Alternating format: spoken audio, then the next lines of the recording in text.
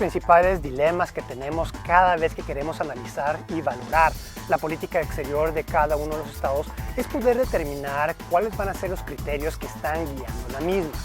De esta forma, tenemos que en el caso de México, la pregunta que siempre ha surgido es determinar si la política exterior mexicana es una política exterior basada en principios o simplemente que va a perseguir ciertos intereses por parte del Estado mexicano. Si bien es cierto, esta pregunta parece ser un poco redundante, ya que la política exterior justamente tiene que atender los intereses del Estado mexicano, aquí vamos a ver que en el caso mexicano va a ser un caso sui generis, precisamente por encontrar dentro del texto constitucional 8 principios, los cuales se señalan bajo el artículo 89, fracción décima, que van a regir toda la política exterior mexicana.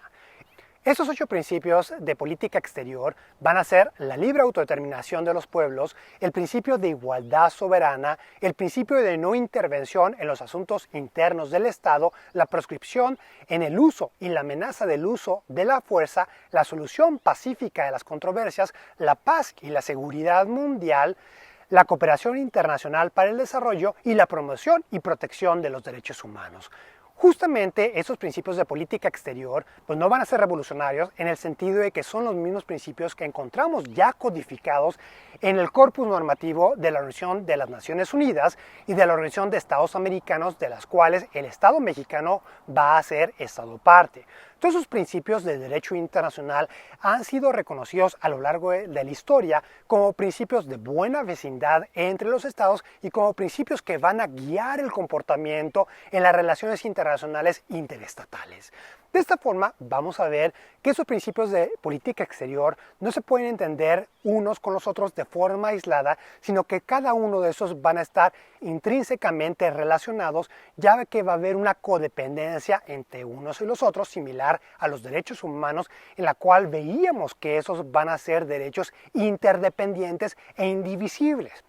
De esta forma, tenemos que el punto de partida de la política exterior mexicana va a ser el derecho humano de los individuos. Esos derechos humanos de los individuos ya asociados en la colectividad, que hemos platicado, que muchas veces se reconoce con el nombre de la población permanente del Estado, justamente al ejercer su derecho humano a la libre autodeterminación de los pueblos, esta colectividad de personas van a definir la forma de gobierno que va a regir la conducta de cada uno de estos entes soberanos. Entonces, una vez que los mismos pobladores van a definir la forma de gobierno de los mismos, ejerciendo ese derecho humano a la libre autodeterminación, pues por ende, en esta Constitución, en esta abstracción que reconocemos a nivel internacional como estados, pues tenemos que hay una igualdad, ya que se va a reconocer este derecho a la libre autodeterminación de todos los pueblos alrededor del mundo. Justamente eso se va a respetar en el principio de igualdad soberana,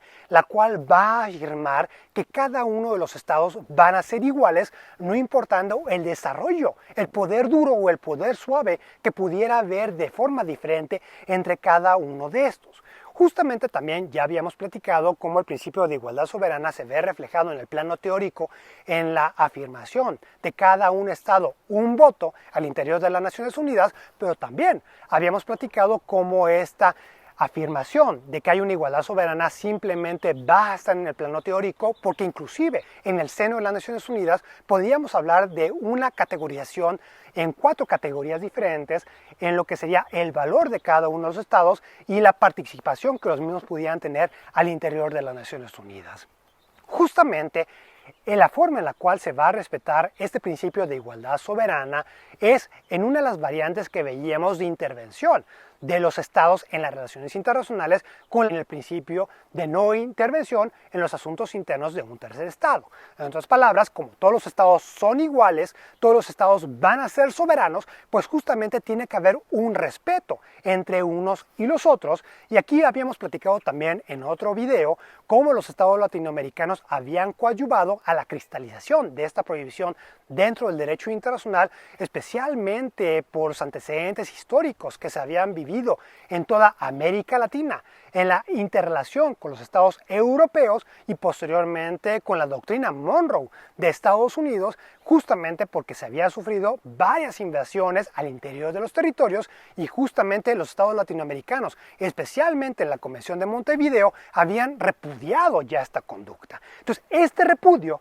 especialmente cuando lo veíamos materializado en el uso de la fuerza, pues justamente tenemos estos otros dos principios en la cual tenemos la prohibición en la intervención en los asuntos internos de un tercer estado y la proscripción del uso y la amenaza del uso de la fuerza en las relaciones internacionales. Entonces, aquí vamos a ver que la prohibición del uso de la fuerza en las relaciones internacionales es justamente la cristalización que vemos en el artículo 51 de la Carta de las Naciones Unidas, donde ya vemos que el uso de la fuerza ha quedado completamente erradicado a nivel mundial en el sentido de que solamente se va a poder ejercer la misma ya no como una forma de solución de controversia, sino como un mecanismo de legítima defensa ante una agresión de respecto a un tercer estado. Entonces, aquí vamos a ver, y justamente también hemos platicado cómo el gobierno de México recientemente hizo uso de la fórmula ARIA dentro del Consejo de Seguridad de las Naciones Unidas para poder llamar a una reunión informal para poder discutir sobre estas formas modernas de interpretación que tenemos del artículo 51 de la Carta de las Naciones Unidas, donde algunos estados han expresado que dentro del mismo cabe una interpretación que permita al Estado ejercer la legítima defensa en contra de grupos de particulares, de grupos terroristas, y que la agresión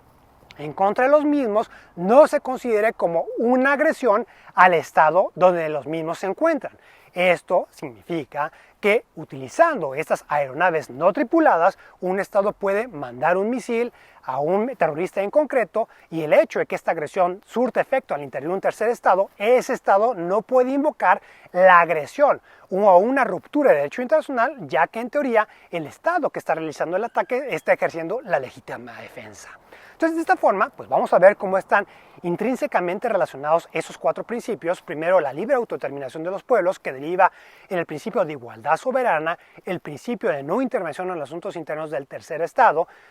la proscripción en el uso de la fuerza en las relaciones internacionales y el quinto elemento tendríamos que sería la solución pacífica a las controversias. Si bien la guerra ya ha sido descartada como una forma de solución de controversias a nivel internacional, tenemos que los estados tienen que hacer uso de estos mecanismos jurisdiccionales que tenemos a nivel internacional, como la Corte Permanente de Arbitraje, la Corte Internacional de Justicia, el arbitraje de forma general, para poder dirimir las controversias que pueda haber entre los mismos y no recurrir a lo que sería al uso de la fuerza. Entonces, al no poder recurrir al uso de la fuerza, pues tenemos el sexto pilar de la política exterior mexicana, en la cual se debe buscar la paz y la seguridad mundial, que es propiamente el rol que va a tener el Consejo de Seguridad de las Naciones Unidas y una de las razones principales detrás de las candidaturas por parte del Estado mexicano para ser partícipe de este mecanismo internacional, donde vamos a ver qué es su rol propiamente al interior de las Naciones Unidas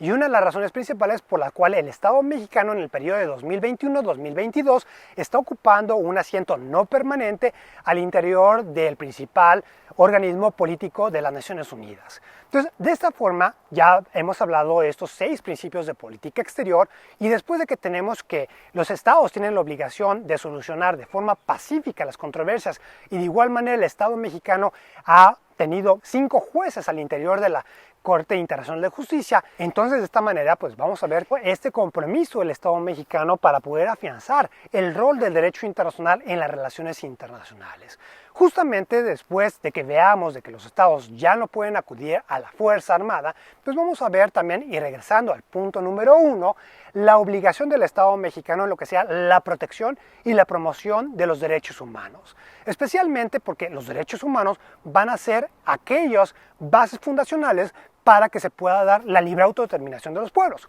Como ustedes pueden ver, va a haber una vinculación en todos esos principios de política exterior, porque justamente uno lleva al otro. Entonces, esta forma de protección y promoción de los derechos humanos, también tenemos otros los pilares de política exterior consagrados en el artículo 89, fracción 10ª constitucional, que sería la cooperación internacional para el desarrollo. Justamente va a ser una forma activa de protección a los derechos humanos, donde los estados, reconociendo que no van a tener una obligación simplemente hacia su población, sino que tienen una obligación erga omnes, y esta obligación va a derivar en obligaciones solidarias colectivas, pues el Estado va a tratar de elevar los estándares mundiales de protección de los derechos humanos. Entonces, a través de la cooperación internacional para el desarrollo, tenemos que el Estado empieza a financiar ciertos programas al interior de terceros estados con la finalidad de elevar los estándares dentro del mismo y poder hacer que los derechos humanos al interior de estos sean respetados. Justamente el gobierno de México, aquí vamos a ver cómo está promoviendo la protección de los derechos humanos en los países centroamericanos, justamente con la exportación de los programas sociales de Jóvenes Construyendo el Futuro o Sembrando Vida, en los cuales se busca abatir el fenómeno de la migración, donde el Estado mexicano busca evitar esta migración masiva que está transitando por el parte del territorio mexicano hacia Estados Unidos y que había desenvuelto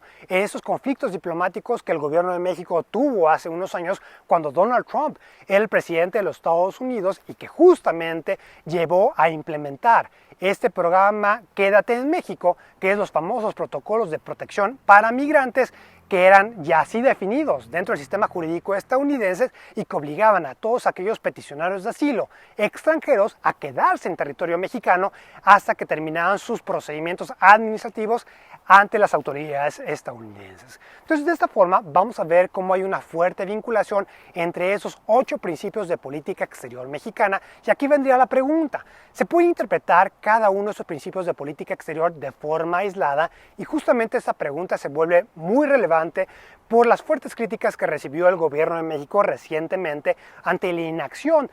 y la falta de condena al gobierno de Daniel Ortega en Nicaragua, donde él mismo estaba persiguiendo a sus principales opositores para poder lograr la permanencia del mismo al frente del gobierno de Nicaragua. Y aquí el gobierno de México, invocando el principio de no intervención, pues justamente no se unió a la condena que hubo a nivel regional dentro del seno de la Organización de Estados Americanos.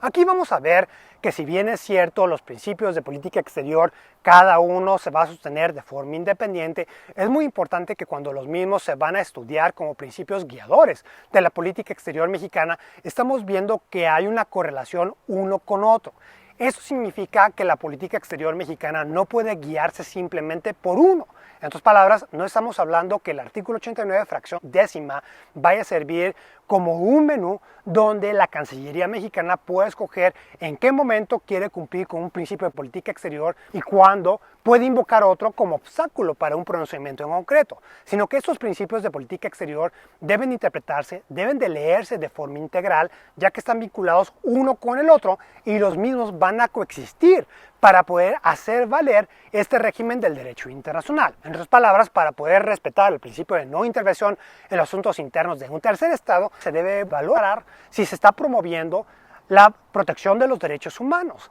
De igual forma, si está respetando la igualdad soberana, y así cada uno de esos 8 principios de política exterior deben ser tomados en cuenta en la ecuación que se va a hacer caso por caso y a través de la cual el gobierno de México debe definir su política exterior. En otras palabras, haciendo un símil con la metodología interpretativa que encontramos en el artículo 31 de la Convención de Viena sobre el Derecho a los Tratados, no podemos interpretarlos de forma aislada, sino tenemos que acudir a una metodología interpretativa integral donde los veamos todos como parte de un todo. En otras palabras, se debe leer el significado ordinario con el contexto, con esta metodología teleológica, con la finalidad por la cual los mismos fueron creados, y una vez sumando todas esas diferentes metodologías, hacer una visión integral de los mismos y ahora sí definir la política exterior mexicana. Justamente haciendo esta política de interpretación integral, pues propiamente tendríamos una estabilidad en la política exterior mexicana y justamente así se evitaría lo que veíamos a principios de la administración de Andrés Manuel López Obrador, donde unas semanas antes, durante la administración de Enrique Peña Nieto, teníamos que el gobierno de México lideraba los esfuerzos regionales para condenar la situación que ocurría en Venezuela, en el sentido que estaban cometiendo crímenes de lesa humanidad Y unas semanas después, cuando llegaba al gobierno de México, Andrés Manuel López Obrador, veíamos un cambio radical en la política exterior mexicana, donde ahora México condenaba estos esfuerzos de condena al gobierno venezolano y señalaba que se debía de respetar el principio de no intervención en los asuntos internos de un tercer estado, e inclusive el gobierno de México en diferentes ocasiones, cuando veíamos el embargo petrolero por parte del gobierno de Estados Unidos hacia Venezuela, cuando amenazó a aquellos buques iraníes que llevaban gasolina al gobierno de Nicolás Maduro, pues teníamos que el gobierno de México le estaba extendiendo la mano al gobierno de Nicolás Maduro, señalando que el gobierno de México no veía el por qué no iba a cooperar y coadyuvar con el gobierno venezolano para poder aliviar la crisis humanitaria que está viviendo al interior del tercer estado. E inclusive recientemente pues veíamos la vinculación de dos empresas mexicanas, Schlager Business Group y Grupo Libre a Bordo, en los cuales se vio que los mismos participaron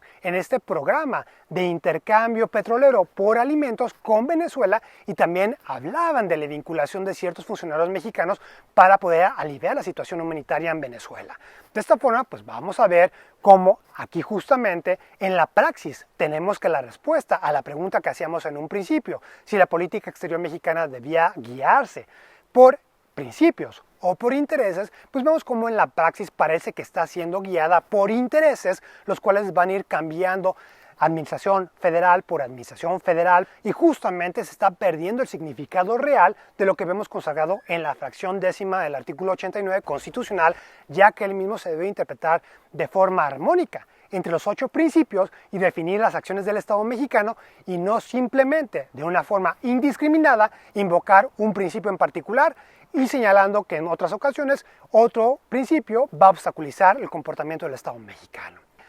En resumen, pues vamos a ver que esos 8 principios de política exterior, la libre autodeterminación de los pueblos, el principio de igualdad soberana, la prohibición en la intervención en los asuntos internos del tercer estado, la proscripción en la amenaza y el uso de las fuerzas en las relaciones internacionales, la solución pacífica de las controversias, la paz y la seguridad mundial, la cooperación internacional para el desarrollo y la promoción y la protección de los derechos humanos van a ser principios que están vinculados unos con otros, no simplemente por estar codificados dentro del texto constitucional, sino que van a ser principios que van a estar codificados por parte del derecho internacional, van a ser reconocidos como una fuente constitucionaria del mismo, y los mismos van a regir el comportamiento de aquellos miembros de la comunidad internacional. De esta manera, la próxima vez que ustedes vean la pregunta y una crítica hacia la política exterior mexicana sobre si está cumpliéndose o no los principios constitucionales que encontramos en el artículo 89 constitucional, la forma objetiva